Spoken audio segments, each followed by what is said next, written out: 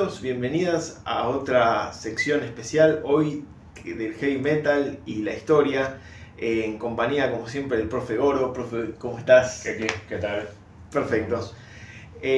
Hoy traemos una banda clásica que no hemos analizado. Hablamos de Maiden, hablamos de Cradle of Filth.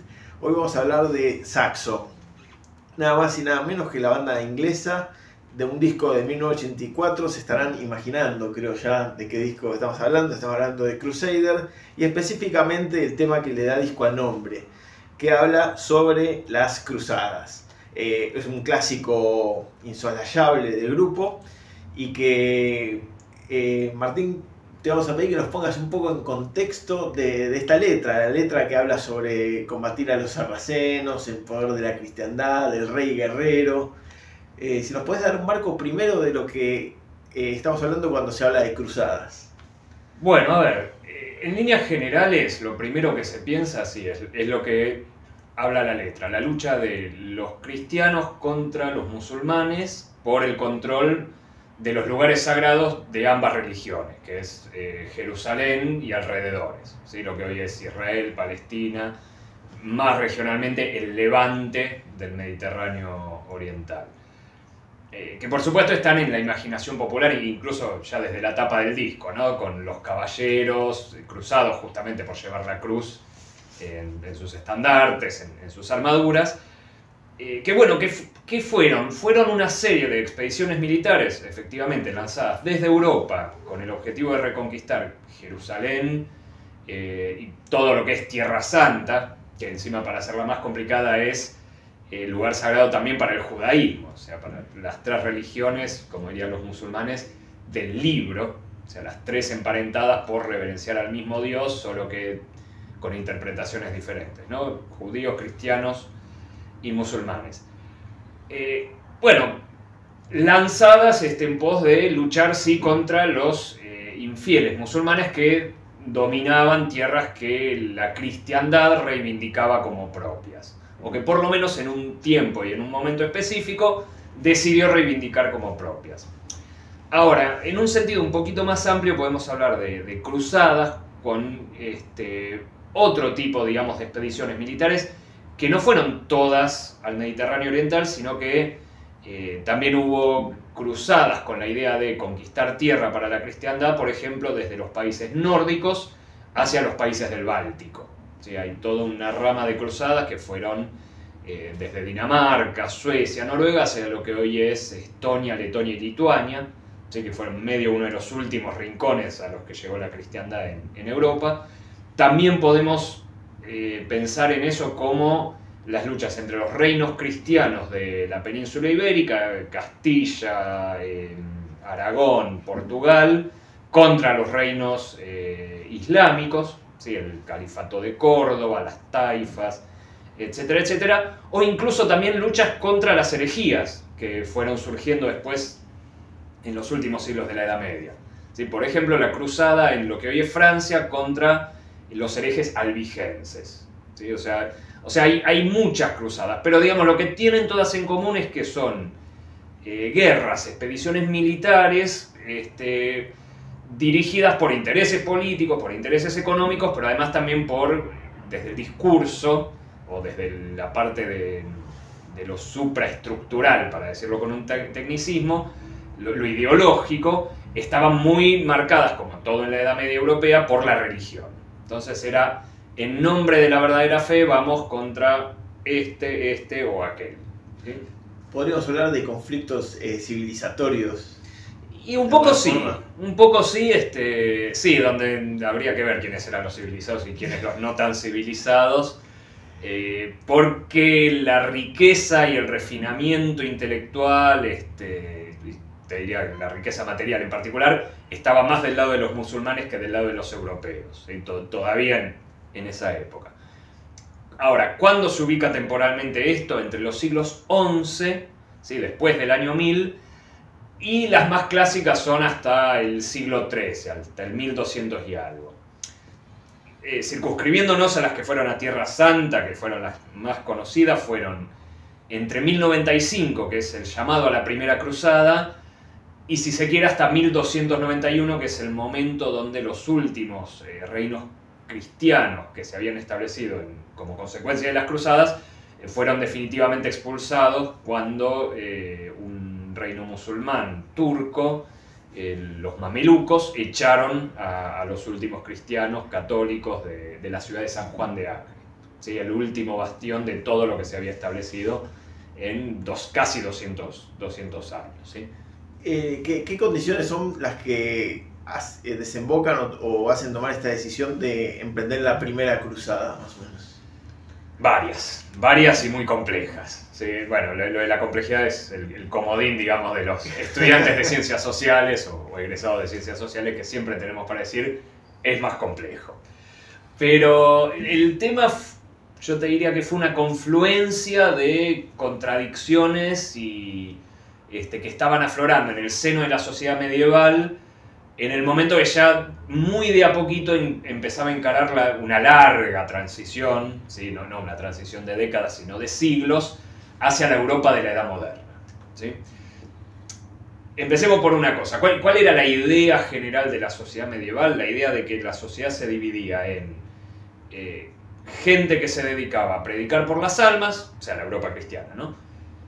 Gente que se dedicaba a predicar por las almas, los curas, ¿sí? La iglesia, gente que se dedicaba a proteger los cuerpos, que eran los nobles, los guerreros, y gente que trabajaba para sostener a los otros dos, o sea, los campesinos, los siervos, toda, digamos, la parte de la plebe. Sobre todo campesinos, o sea, todo este esquema era muy pensado en torno a una sociedad fundamentalmente rural, como era la sociedad medieval clásica, por llamarlo así, ¿sí? Lo que se diría, lo que si uno sale con en vez del peronómetro, como tenemos acá en la Argentina, con el medievalómetro, bueno, el índice es más medieval si la cosa es más campesina. Si empiezas a crecer la ciudad, y ahí ya está cambiando algo, ¿sí?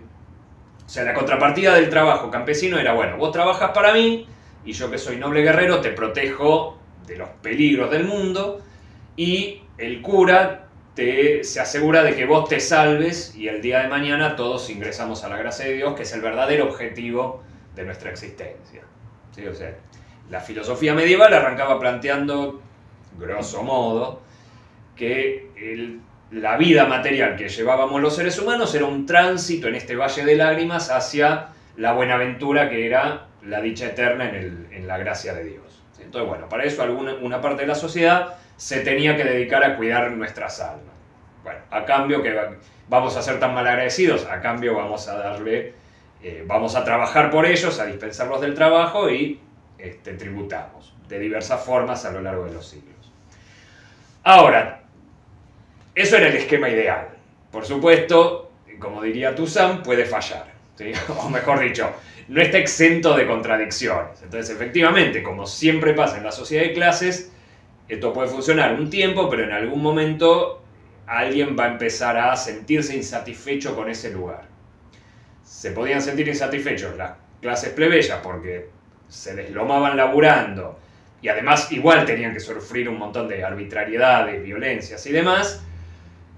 Entonces, bueno, está bien, el objetivo es el más allá, pero en el más acá yo quiero vivir un poquito mejor, ¿sí? Que no sea tan tortuoso el camino. Pero además, dentro mismo de los nobles y de la iglesia había contradicciones, estas un poco más políticas.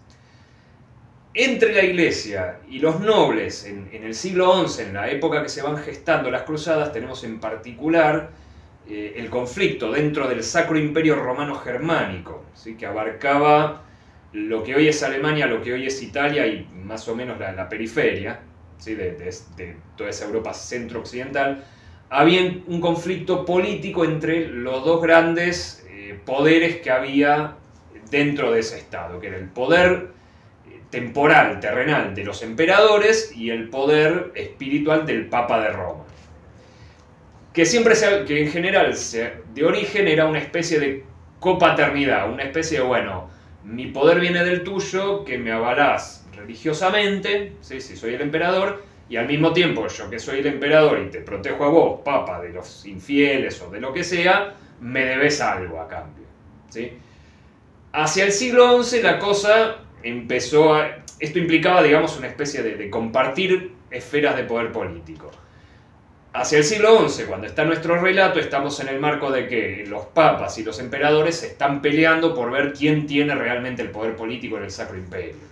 Donde el papa dice, no, momento, yo soy el representante de Dios en la tierra, entonces la autoridad terrenal política tiene que estar sometida a mí. Y los emperadores, por supuesto, decían, de ninguna manera. Entonces, bueno, ahí es donde empieza, por ejemplo, en la Edad Media, la sucesión de los papas y los antipapas, sostenidos por los emperadores. Y dentro de todo este panorama, obviamente, ambos buscaban aliados.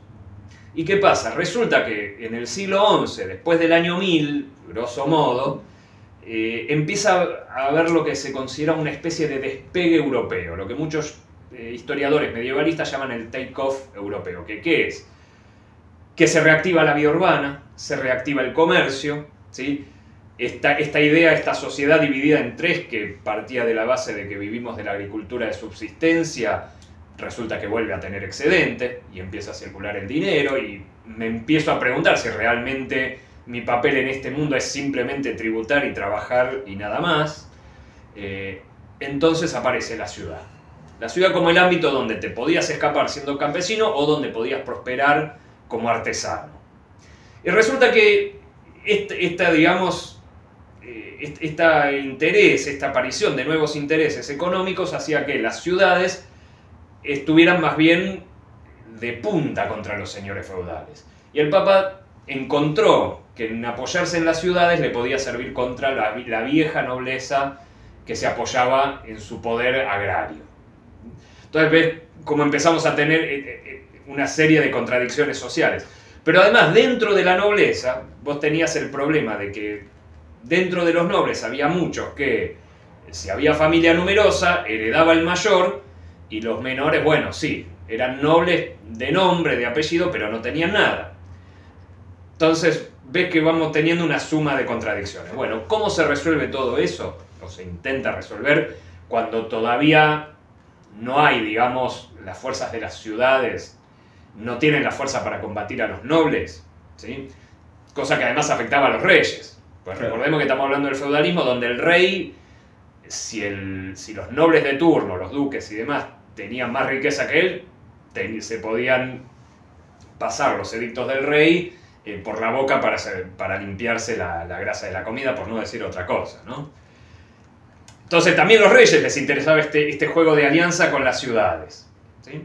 Ahora, mientras eso no fuera suficientemente fuerte, bueno, ¿cómo ventilabas la contradicción? Bueno, el Papa Urbano II, que es el que convoca a la Primera Cruzada, lo que resuelve es decir, bueno, yo soy el Papa y mi poder viene de que soy el jefe de toda la cristiandad, que está por encima o sea, ser cristiano está por encima del poder terrenal que tengamos acá en la tierra, que pueda tener este noble o este rey, o sobre todo el emperador, con el cual yo estoy y mis predecesores estamos a las patadas hace unas cuantas décadas. Entonces, si yo soy el jefe de la cristiandad, tengo autoridad sobre todos. Y digo, bueno, voy a reafirmar mi papel como jefe de la cristiandad llamando a recuperar Tierra Santa. Cosa que confluía con el hecho de que por ese momento había un imperio de religión musulmana, que era el imperio de los turcos selyúcidas, que estaban corriendo cada vez más del territorio al imperio bizantino, ¿sí? Que lo estaban dejando ya fuera incluso de lo que era Asia Menor, lo que hoy es Turquía. Entonces el emperador bizantino, que encima, para agregar otra complicación, era cristiano ortodoxo, o sea, pues se había producido el cisma entre la cristiandad oriental y la cristiandad occidental, le pidió al Papa de Roma, che, ayúdame, que me están fajando lindo estos muchachos, y ya que estamos vamos a reconquistar los lugares sagrados, que estaban en manos de distintas dinastías islámicas desde el momento del surgimiento de la expansión de los árabes allá por el siglo VII, o sea, 400 años antes de que empezaran las cruzadas.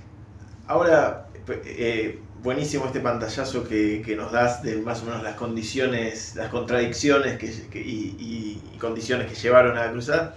Te hago una pregunta, volviendo un poco al origen del video, que es esta canción que nos sirve de puntapié para el tema. Cuando se habla de cruzados, generalmente en la cabeza surgen las órdenes, ¿no? Los templarios, los hospitalarios, pero no eran el único actor que era, digamos, que confluía en esa multitud de cruzados que hacían esta epopeya de ir hasta la Tierra Santa. ¿Cómo se conformaba más o menos ese ejército, digamos? Y mirá, de base en la Edad Media la guerra es cosa de nobles. ¿Sí? Y los nobles para hacer la guerra no iban a armar a los campesinos que les tenían que armar tributo. O sea, no era una idea muy sana, que digamos, ¿no? Claro. Darle armas al que hoy te anda pagando tributo, capaz que el día que le vas a pedir las armas de vuelta no tiene muchas ganas de dártelas, o por lo menos de dártelas a cambio de nada. Así que de base la guerra en la Europa medieval es cosa de nobles. Ahora, sí, las cruzadas tuvieron dos dimensiones, porque el Papa, cuando llama a la cruzada, promete dos cosas. Dice, absolución de pecados para el que vaya y luche, ¿sí? Y posiblemente ahí la fila se hacía larga, ¿sí? Pues bueno, somos humanos y la carne es débil. Y también porque está la promesa de señoríos en el Oriente. Entonces, vos tenías por un lado a todos los nobles, caballeros, que no tenían por ahí justamente tierras en Europa y dicen, bueno, voy a conseguir tierras allá, que además estoy cumpliendo una misión sagrada. Y también tenés grandes masas de peregrinos, campesinos, siervos fugados y demás que también van a decir, bueno, vamos, acá ya no tenemos nada que ganar, hay absolución de pecados, esto es por la fe, capaz que me armo mi quintita, allá vamos. Entonces, dentro de las cruzadas se pueden distinguir las cruzadas populares, que son estas grandes masas de peregrinos, muchas veces dirigidas por algún místico, ¿sí? Un poco como se ve en las películas de Gassman en Brancaleón en las cruzadas, ¿sí? Y por otras las más ordenadas, que son las de los nobles, ¿sí? Que los nobles, bueno, iban con el objetivo más concreto de establecer estados y, bueno, combatir políticamente y demás. Toda una llamada la cruzada de los pobres, inclusive, ¿no? Y se les van poniendo... Claro, sobre todo, en particular la primera cruzada arranca con la cruzada popular, que sí, que es toda esta banda de desarrapados, que se lanzaron en masa hacia Tierra Santa, que en el camino no se detenían a preguntar quién era cristiano y quién no, entonces, bueno, agarraban lo que podían, y que en cuanto se encontraron con un ejército enfrente, más o menos bien armado, los masacraron a todos. Después viene la cruzada de los nobles, que esa por momentos tuvo algunos éxitos mayores, que sobre todo creo que esa es la que apunta la canción, cuando habla de los caballeros peleando por la causa justa, la guerra sagrada, el seguir al rey guerrero, que entiendo debe ser una alusión a Ricardo I de Inglaterra, que fue uno de los líderes de la tercera cruzada. ¿Sí? ¿Corazón de León? Corazón de León, el mismo. Un rey muy idealizado, quizá después por la literatura romántica, pero que bueno, era menos ideal en la verdad, pero era efectivamente era un gran estratega militar. Al mismo tiempo, las cosas que hizo en Tierra Santa fueron tan terribles que las madres musulmanas les decían a sus hijos, nene, terminate el tabule porque si no viene el rey Ricardo.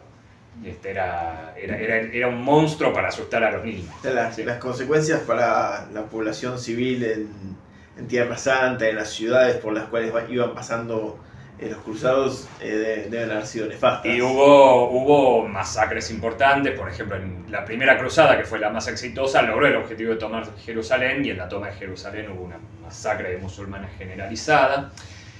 Ahora, fíjate que una cosa interesante es que, por ejemplo, las cruzadas populares tomaron por asalto muchas veces o saquearon en lugares que eran dentro de la cristiandad. Muchas veces atacaban a las comunidades judías, ¿sí? Los nobles no. Los nobles europeos no atacaban a los judíos y hasta los trataban de proteger, porque las comunidades judías en el siglo XI, siglo XII, eran los prestamistas de las coronas. O sea, eran los prestamistas de los nobles, los que manejaban el dinero. Que de ahí surge después el prejuicio por ese lugar que tenían los judíos en la Edad Media Europea de el judío asociado a la usura y al manejo del dinero y la banca.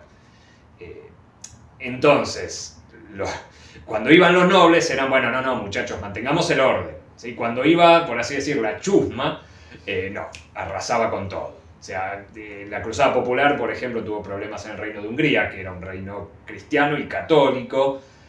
Yo me imagino a los emperadores de Oriente, cuando vieron llegar esa masa, antes de, digamos, de los nobles, dijeron, ¿qué es esto?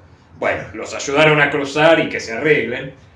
Ojo, tampoco los emperadores de Oriente, del Oriente cristiano, debían mirar con mucho agrado a los nobles del oeste europeo, que también les faltaba, digamos, riqueza, refinamiento, y con los que además se habían estado peleando, por ejemplo, 10, 20 años antes de la Primera Cruzada. Sí, estaban los nobles normandos ahí, que estaban en Italia, que eran vistos como poco menos que piratas. En fin, es un cuadro realmente muy, muy rico y demás. Y sí, para la población civil, como pasa siempre, fue bastante doloroso. Te quería hacer una pregunta sobre algo que nombra la canción y que, bueno, cuando uno ve documentales de las cruzadas o lee algo al respecto, siempre aparece los sarracenos. Sarraceno es un término general para que nunca se sabe bien si distingue árabe de musulmán. Okay. Porque, niñas y niños, árabe y musulmán no es lo mismo. Es como cuando nosotros, no sé, acá en la Argentina, toda la inmigración del Oriente Medio se le dice genéricamente los turcos, y en realidad tenías los turcos, los árabes, dentro de los árabes los sirio-libaneses, por ahí los egipcios, esto, lo otro. Es un término poco técnico, digamos. Claro, un término de alguna forma. Claro, abarcativo, que se usaba para referirse tanto a los árabes como a los musulmanes.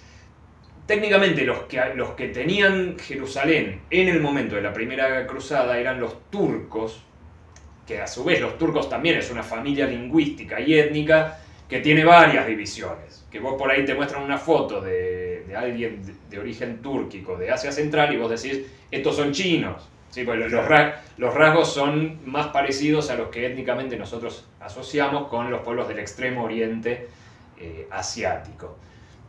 Entonces, sarraceno podía querer decir tanto musulmán como árabe, que eran los que habían echado en primer término a los cristianos de Tierra Santa, y los que se habían establecido también en el norte de África, y desde ahí hacían incursiones sobre terreno cristiano. O sea, de hecho hubo cruzadas que después no fueron contra los musulmanes, pero no específicamente contra Jerusalén, sino en lugares como por ejemplo Túnez. Así que bueno, ya quedaba un par de cuadras de Tierra Santa. Clarísimo. Pero bueno, era un abarcativo de turco, árabe, musulmán, fundamentalmente. Por último, te voy a forzar a un reduccionismo así que te pido disculpas. Con el perdón de la canción de Saxon, que es como una especie de elegía de los cruzados. En general, las cruzadas estas a Tierra Santa, desde el punto de vista occidental, si se quiere, tuvieron resultados para Occidente más positivos o fueron más bien fracasos.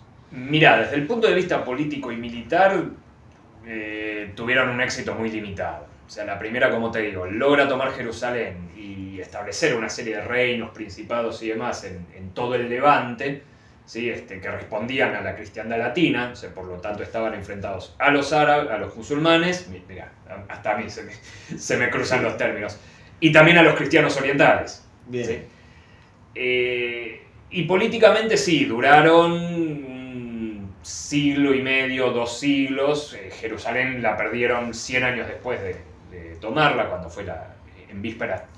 La pérdida de Jerusalén es lo que motiva la Tercera Cruzada, que es una de las más famosas, y salvo un breve momento en el siglo XIII nunca la lograron reconquistar. Y siempre todos esos estados de la cristiandad latina estuvieron más bien a la defensiva después del primer impulso. Entonces, bueno, nunca pudieron hacer mucho pie hasta que, bueno, los terminaron echando. Ahora, en términos económicos y hasta filosóficos, sí hubo un intercambio fructífero, porque se ampliaron las redes de comercio, que es un fenómeno general de la progresiva transición de la Edad Media a la Edad Moderna. Algunas ciudades comerciales italianas que jugaron un papel muy importante en todo esto, como Venecia, Génova, Pisa, se enriquecieron muchísimo. Y además hubo un intercambio muy fuerte de ideas. O sea, cuando los cristianos latinos vuelven a ganar posiciones acá en el Oriente, empiezan a circular muchos más los textos de Aristóteles, que estaban muy dejados de lado en la cristiandad occidental. ¿Sí?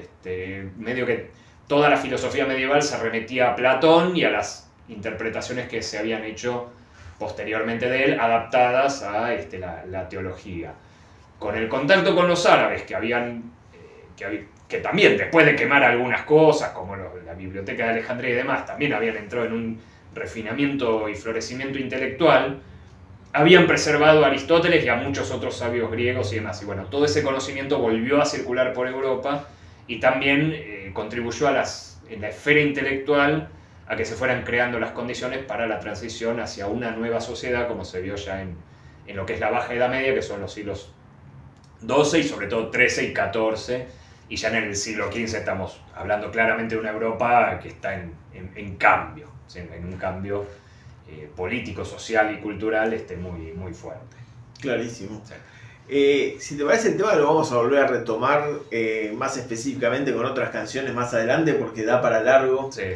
Mira, cuando craneamos esta sección en su momento hablábamos con Guido, que él me decía: si sos del metal y no tenés algo sobre las cruzadas, no existís. Algo sobre las cruzadas. Hay mucha tela para cortar. Templarios y demás. Claro, toda la carne de asador vamos a seguir poniendo en esta sección. Desde ya, muchas gracias, Martín. Un placer. Clarísimo el panorama que nos dejás.